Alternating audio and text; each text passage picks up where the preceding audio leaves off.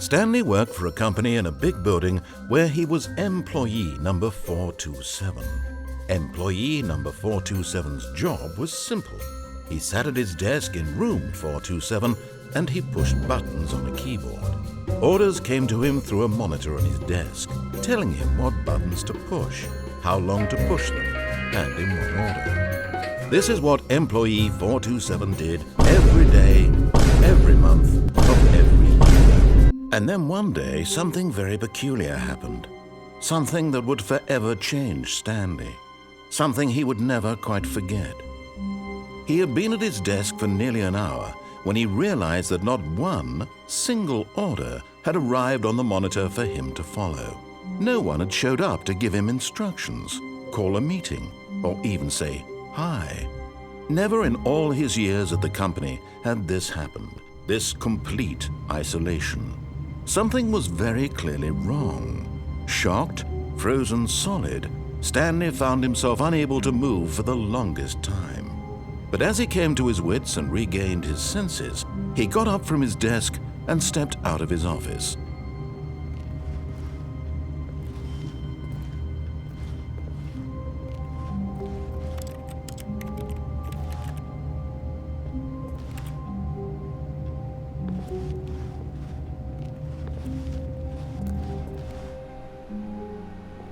All of his co-workers were gone. What could it mean? Stanley decided to go to the meeting room. Perhaps he had simply missed a memo. No matter how hard Stanley looked, he couldn't find a trace of his co-workers.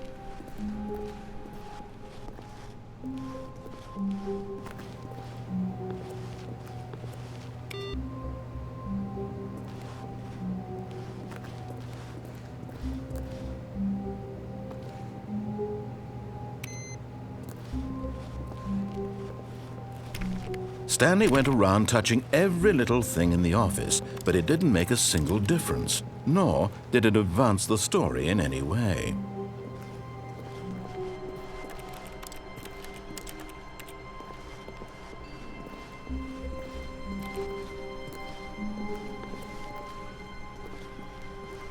When Stanley came to a set of 2 open doors, he entered the door on his left.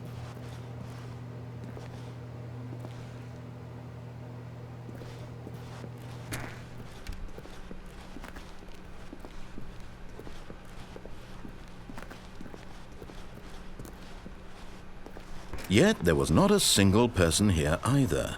Feeling a wave of disbelief, Stanley decided to go up to his boss's office, hoping he might find an answer there.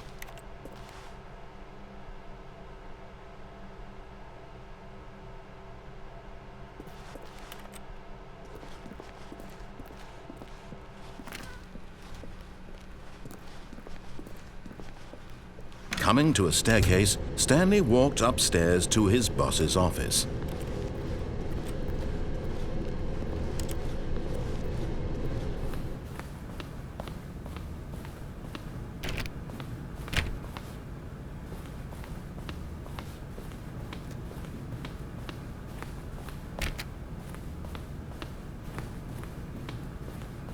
Stepping into his manager's office, Stanley was once again stunned to discover not an indication of any human life.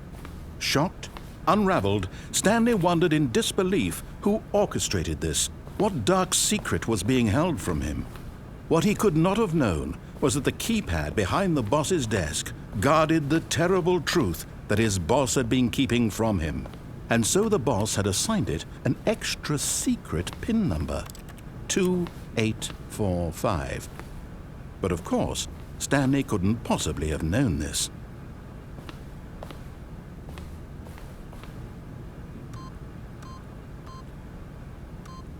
Yet incredibly, by simply pushing random buttons on the keypad, Stanley happened to input the correct code by sheer luck. Amazing. He stepped into the newly opened passageway.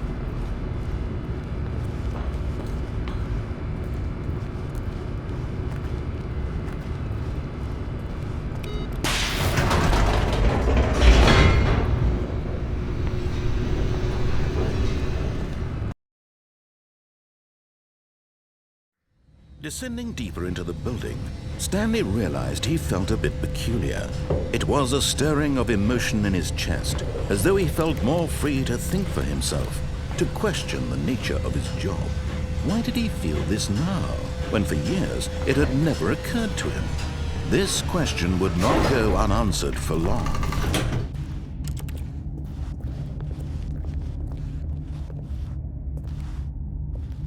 Stanley walked straight ahead through the large door that read Mind Control Facility.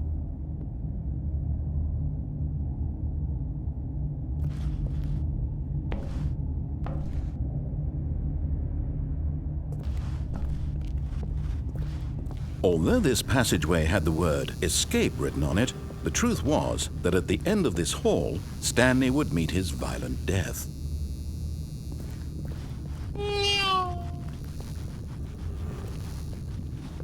But of course, Stanley thought better of it and realized he simply had too much to live for.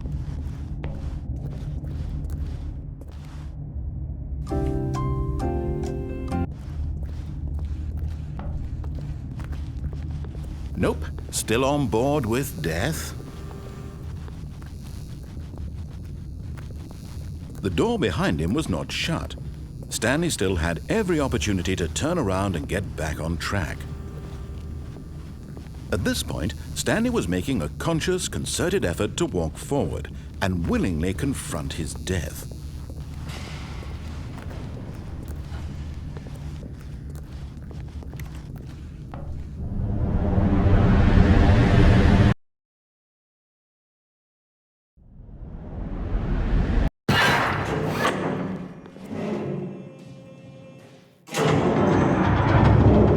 As the machine whirred into motion and Stanley was inched closer and closer to his demise, he reflected that his life had been of no consequence whatsoever. Stanley can't see the bigger picture. He doesn't know the real story, trapped forever in his narrow vision of what this world is. Perhaps his death was of no great loss, like plucking the eyeballs from a blind man. So he resigned and willingly accepted this violent end to his brief and shallow life. Farewell, Stanley.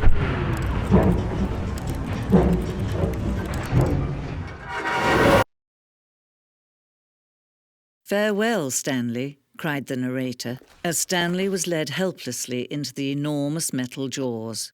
In a single visceral instant, Stanley was obliterated as the machine crushed every bone in his body, killing him instantly.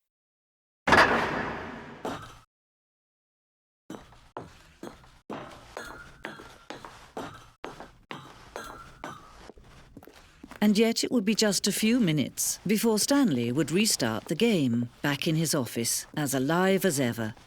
What exactly did the narrator think he was going to accomplish?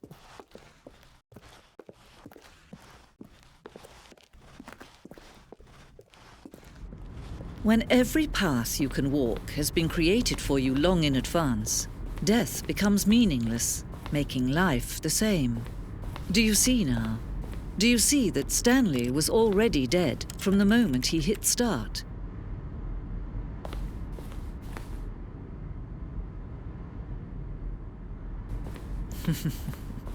Oh, look at these two. How they wish to destroy one another. How they wish to control one another. How they both wish to be free. Can you see? Can you see how much they need one another? No, perhaps not. Sometimes these things cannot be seen. But listen to me. You can still save these two. You can stop the program before they both fail. Push escape and press quit. There's no other way to beat this game. As long as you move forward, you'll be walking someone else's path. Stop now and it'll be your only true choice. Whatever do, choose it. Don't let time choose for you. Don't let time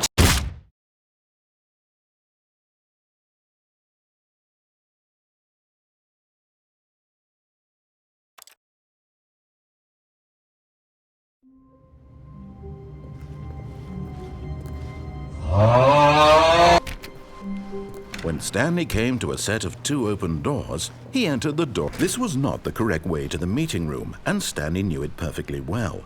Perhaps he wanted to stop by the employee lounge first, just to admire it.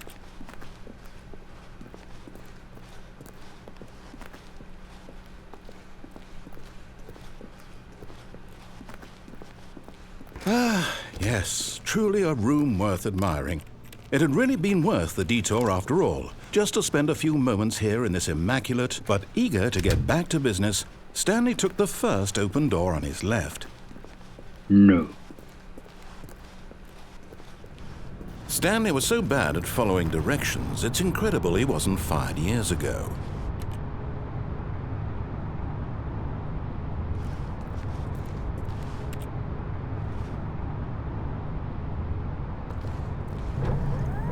Look, Stanley, I think perhaps we've gotten off on the wrong foot here.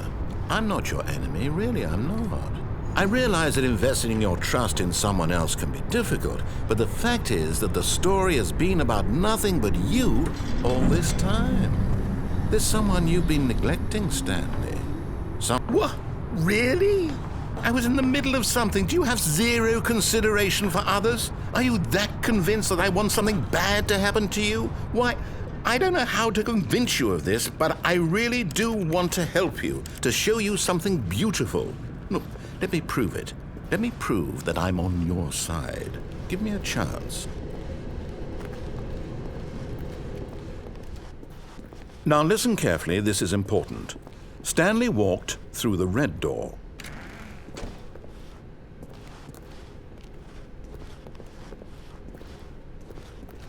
Oh, thank God you are willing to listen to me. Do you see that I really have wanted you to be happy all this time? The problem is all these choices. The two of us always trying to... Let me show you.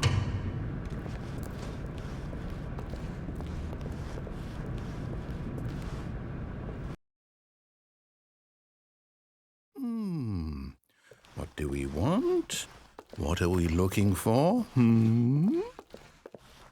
Here. Yes. Oh, it's beautiful, isn't it? If we just stay right here, right in this moment with this place, Stanley, I think I feel happy. I actually feel happy.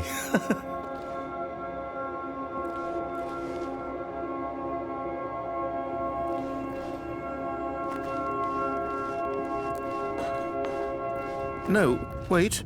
Where are you going? Oh no. Stay away from those stairs. If you hurt yourself, if you die, the game will reset. We'll lose all of this. Please, no, Stanley, let me stay here. Don't take this from me.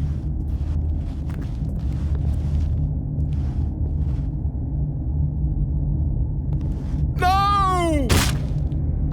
Oh, thank God. No. No, what are you doing, Stanley? Please, I'm asking you not to take this away from me. I can't go back to what I was before. If you die, we'll both go back. Why are you doing this?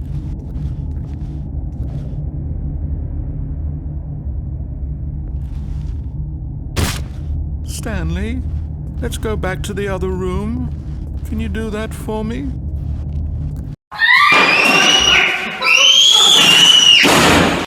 Perhaps you can. Perhaps you finally see what I'm talking about. I know you'll see that we can't be happy if we leave this place. You can see that, can't you? No, perhaps not.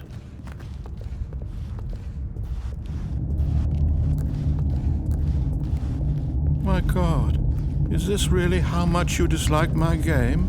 That you'll throw yourself from this platform over and over to be rid of it? You are literally willing to kill yourself to keep me from being happy. Am I reading the situation correctly?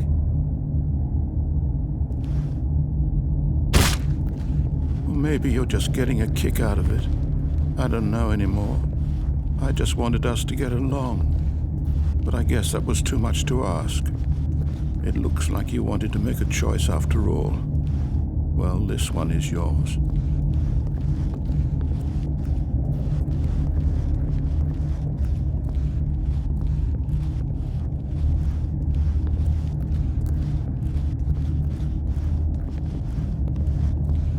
Do you actually want to stay alive, or are you just teasing me? I wanted us to be happy here, Stanley. I really did. I wish I still thought that was possible.